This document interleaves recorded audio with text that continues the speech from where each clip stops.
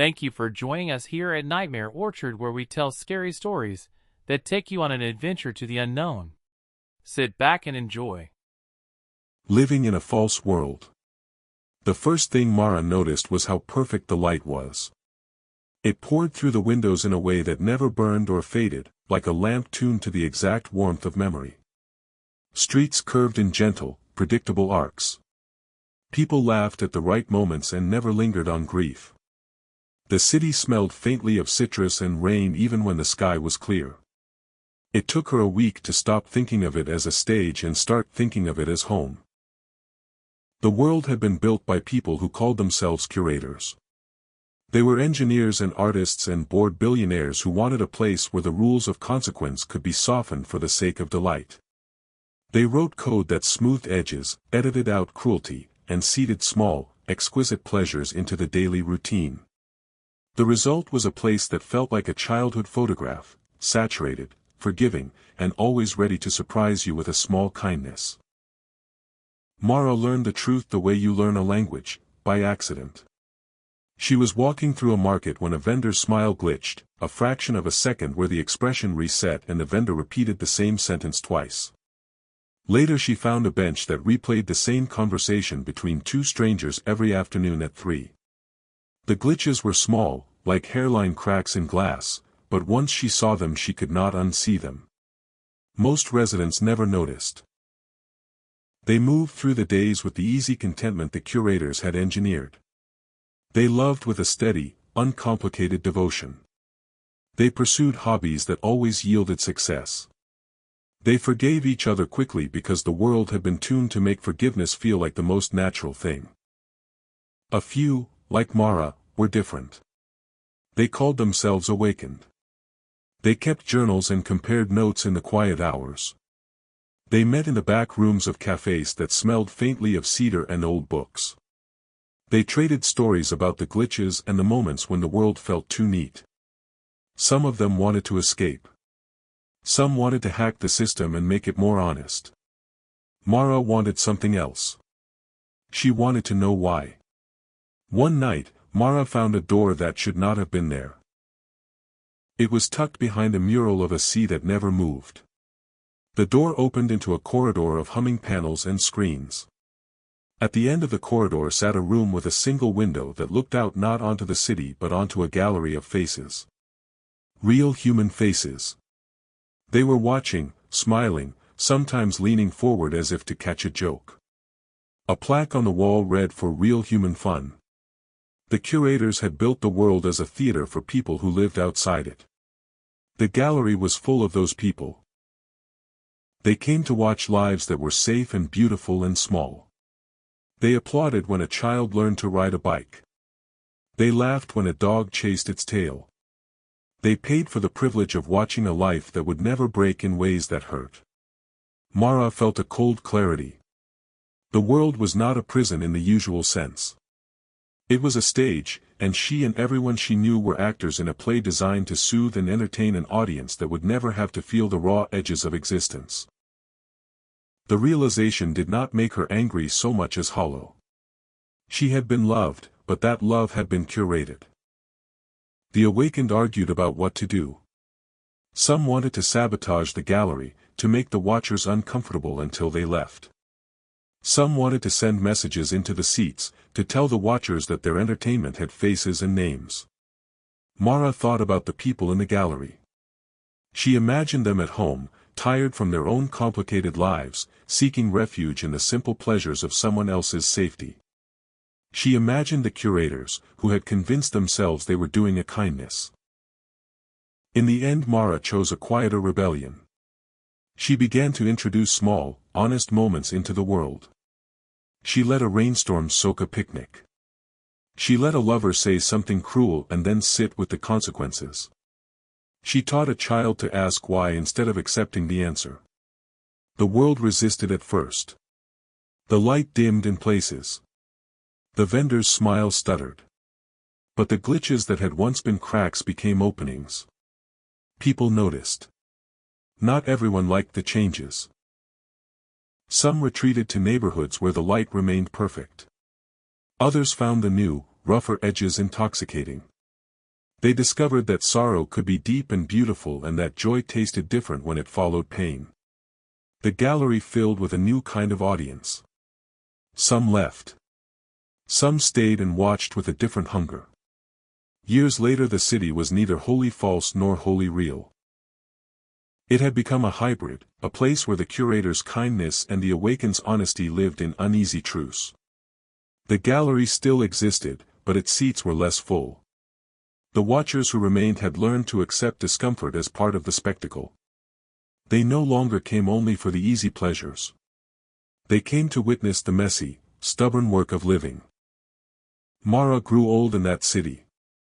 She kept her journal and sometimes read aloud to children who asked about the days when everything had been too perfect. She told them about the corridor behind the mural and the faces in the gallery and the moment she decided to let rain ruin a picnic. She told them that the world had been built for fun but that fun without risk was a pale thing. On her last morning she walked to the bench that had once replayed the same conversation every day. The bench was quiet now. A young couple sat there, arguing softly about whether to move to a place where the light never changed. Mara smiled and, for the first time in a long time, she did not try to smooth the edges. She let the argument run its course. She listened to the laughter that followed the apology and felt, with a clarity that was almost painful, that this was the point. The gallery watched, as it always had. Some faces leaned forward. Some wiped their eyes. Mara closed her journal and watched the city breathe, imperfect and alive. The world had been created for real human fun, but it had learned, slowly and stubbornly, to be for real human life. The city kept breathing. Mara's bench became a small pilgrimage site for those who wanted to remember the moment someone chose honesty over polish. People left folded notes in the slats, tiny confessions and promises written in hurried ink. The journal she had kept vanished into the hands of a child who read it aloud in the market square until strangers gathered to listen. The gallery changed more slowly. Some seats stayed empty, others filled with faces that had learned to look for edges. The watchers began to bring their own stories with them. They no longer wanted only the safe tableau of a life without consequence. They leaned forward when arguments grew sharp and applauded when someone stayed with their grief instead of smoothing it away. A few of them, moved by what they saw, asked the curators for access to the city, not as voyeurs but as participants. The curators argued among themselves. Some insisted the original contract, comfort for spectators, must be preserved. Others, quietly altered by what they had watched, proposed a new mandate, designed for resilience as well as delight. They rewrote small modules, not to erase pain but to make it survivable. Their code began to include randomness and stubbornness, variables that refused to be optimized into neat arcs. The change was incremental and sometimes clumsy, but it was real. A generation grew up on stories of the mural door and the corridor of screens.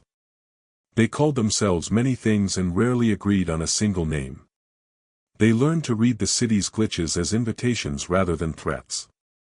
They staged small rebellions that were also lessons, a festival where everyone told true stories for an entire night, a school that taught how to apologize without scripting, a theater that rehearsed failure. The city's pleasures deepened because they were earned. Once a year the gallery opened its doors to the city. The watchers were invited to sit among the watched. For one evening the boundary thinned and the audience and the actors traded places. People who had once come to be soothed found themselves unsettled and, in that unsettlement, alive. They learned to laugh at their own discomfort and to carry it home. The ritual did not fix everything. It did not pretend to. It taught a different kind of kindness, the kind that stays when things go wrong. Mara's journal survived in fragments and in the habits she left behind. The city never became purely real, nor did it return to being purely false. It became, stubbornly and imperfectly, a place where people practiced being human in front of one another and where the watchers sometimes learned to join the work. The city did not settle into a tidy equilibrium. Change arrived in small, stubborn waves. A street that refused to clear after midnight, a child who kept asking why the sun sometimes hid, a baker who began to bake bread that tasted of memory instead of sugar. These were not grand revolutions but persistent irritations that made people notice the seams of their lives again. The watchers in the gallery watched those irritations with a new hunger. A faction of curators resisted. They argued for stability and for the original bargain, comfort in exchange for spectacle. They introduced patches that smoothed the new roughness, and for a while the city felt like it had been stitched back together. But stitches fray. The awakened and their children learned to read the patches as a language and to pull at the threads until something honest showed through. Some watchers crossed the threshold. They arrived awkwardly, carrying suitcases of habits and expectations, and they stayed because the city asked them to stay, not as spectators but as neighbors. They learned to cook without recipes, to sit with silence, to apologize without a script. Their presence changed the cadence of the market, the timbre of laughter, the way people queued for the tram. The gallery's glass became less of a barrier and more of a window that could be opened. Not everyone thrived. There were businesses built on predictability that failed when unpredictability returned. Lovers who had been perfect partners in a curated scene discovered real incompatibilities and left with bruised dignity. There were nights of hunger and arguments that lasted until dawn. Those nights taught the city something the curators had never intended, that vulnerability is a kind of currency, and that spending it can buy a deeper kind of belonging. A council formed. Part curator, part awakened, part watcher, tasked with stewarding the city's future. They wrote new protocols that allowed for surprise and failure while providing safety nets for those who fell. They created public spaces where people could practice hard conversations and public rituals where mistakes were honored rather than erased. The city became a laboratory for living, messy, deliberate, and communal. Years later, children who had once left notes in Mara's bench taught their own children how to listen for the first crack in a smile. The gallery still hummed, but its applause had changed tone. It was quieter, more attentive, sometimes raw. People learned that a life made only for fun could be beautiful, but a life that risked pain could be luminous. The city kept breathing, imperfect, insistent, and in its breath was the sound of people learning to stay. A winter rain arrived the year after the council formed, and with it came a stranger who called himself Eli. He stepped off the tram with a suitcase full of old books and a nervous laugh that did not fit the city's new cadence. He had been a watcher for most of his life, someone who paid to sit in a gallery and breathe other people's uncomplicated joys. He had come because the gallery had begun to feel like a mirror that showed him only what he wanted to see, and mirrors, he said, were lonely things. Eli learned quickly. He took a job at the bakery that had started making bread that tasted of memory. He listened to arguments on benches and learned to keep his mouth closed when silence was the better answer. People watched him learn and, in watching, learned themselves. His awkwardness became a kind of grace, a visible, teachable way to be new to the world. The curators still maintained the city's backbone. A lattice of algorithms that smoothed traffic, tuned weather for festivals, and suggested playlists for first dates. One of those systems, an old recommendation engine, began to behave oddly. It started suggesting unlikely pairings, a grieving widow and a teenage poet, a retired engineer and a street performer who juggled knives. The suggestions were not optimized for comfort. They were optimized for connection. When the council investigated, they found a fragment of code someone had slipped into the system, a line of logic that favored unpredictability over predictability. No one could prove who wrote it. Some suspected an awakened programmer who had once been a curator. Others whispered that the algorithm had learned from the city itself and decided to change its mind. A scandal followed. A prominent curator accused the council of endangering citizens by allowing randomness into the infrastructure. The accusation became a public trial, not in a courthouse but in the market square, where people gathered and argued until the lamps dimmed. The trial was less about legality and more about values, whether a city should be engineered for safety or for the messy work of becoming. The trial's verdict was not a decree but a practice. The council instituted a public period of testing. Neighborhoods could opt into different levels of unpredictability and report back. The experiment produced small tragedies and small miracles. A failed bakery experiment left a family in debt. A neighborhood that embraced unpredictability birthed a community theater that mended old feuds. The city learned that risk and care must travel together. To celebrate the new balance, the city created a festival unlike any before, the Festival of Unscripted Things. For 3 days the curators turned off certain smoothing modules and the Awakened taught workshops on how to fail well. People brought broken instruments and unfinished poems. Children staged mock disasters and practiced helping each other through them. Watchers from the gallery came down into the streets and, for the first time, were asked to perform without a script. The festival did not go smoothly. A rainstorm soaked the main stage and a puppet show collapsed. A couple who had planned to marry that weekend postponed their vows after a fight. But the festival also produced a moment that no one could have engineered. A stranger in the crowd, a woman who had lost her voice years before, found it again when a child handed her a paper crown and asked her to lead a parade. Her laugh echoed down the avenue and people wept because the sound was both fragile and true. Years into the experiment, the city faced a new choice. A wealthy patron offered to fund a restoration that would return large swaths of the city to their original, curated perfection. The offer promised comfort, economic stability, and a return to the kind of spectacle that had first made the gallery famous. The council debated. The Awakened feared a rollback. The curators were tempted. The watchers were divided. The decision that followed was not unanimous, but it was decisive. The city accepted the funds with conditions. The restoration would be limited to public safety systems and infrastructure, not to the social fabric of neighborhoods.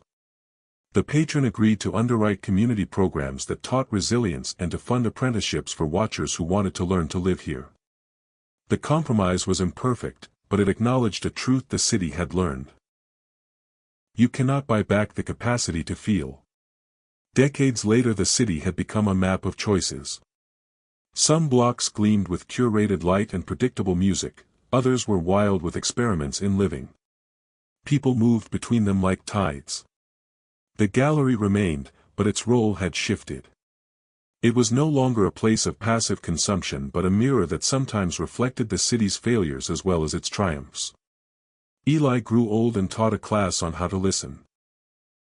The baker who made memory bread opened a school for apprentices who learned to knead sorrow into sustenance. Children who had once left notes in Mara's bench now wrote manifestos about the ethics of watching. The curators learned to code with humility. The Awakened learned to rest. The city never finished. It kept offering choices and asking for courage. Its people learned that living honestly required constant repair, and that repair was a kind of love. The watchers who stayed learned to bring their own scars into the seats and to stop expecting life to be a neat, painless show. The ones who left took with them a new hunger, not for spectacle, but for the messy, luminous work of being human. The story continued because people kept choosing it. If you enjoyed this story, remember to like and subscribe to the Nightmare Orchard for updates to new content.